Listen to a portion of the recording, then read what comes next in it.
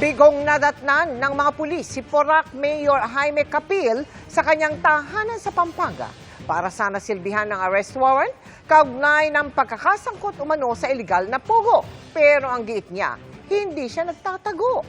Nakatutok si Jonathan Andal. Kinatok kagabi ng Porac Police ang bahay ni Mayor Jaime Capil ng Porac, Pampanga para isilbi ang arrest warrant sa alkalde pero wala silang nadatnan. 30 minutes silang nando na wala namang humarap sa kanila. Nakalakong gate. Kaninang umaga, sa flag racing, pumunta rin kami doon.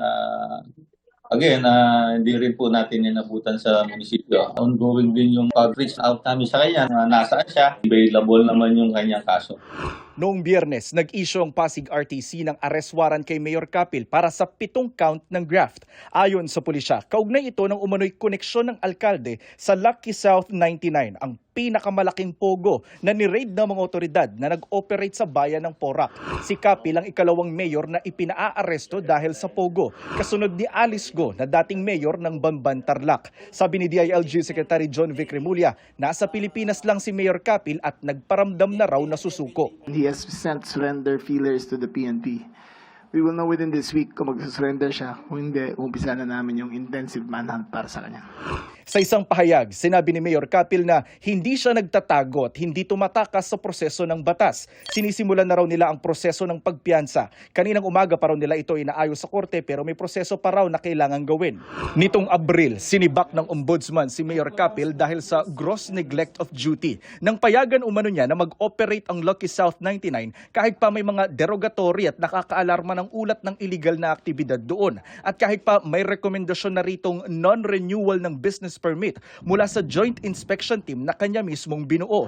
Ang desisyon noon ng ombudsman may kasamang perpetual disqualification o habang buhay na hindi na pwedeng humawak ng anumang posisyon sa gobyerno. Nakapaghain na sa Court of Appeals ang kampo ni Capil sa kasong ito.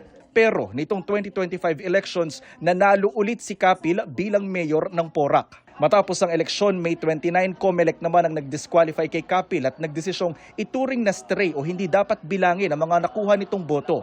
Pero sabi noon ng COMELEC, hindi immediately executory o hindi agad-agad ipatutupad ang kanilang desisyon dahil pwede pa raw namang mag-motion for reconsideration si Capil. Ayon sa abogado ni Capil, nakapag-file na sila ng motion for reconsideration na tinaantay pa ang desisyon ng COMELEC. Humingi kami ng update sa COMELEC ukol sa apela ni Capil pero hindi pa tumutugon ang komisyon.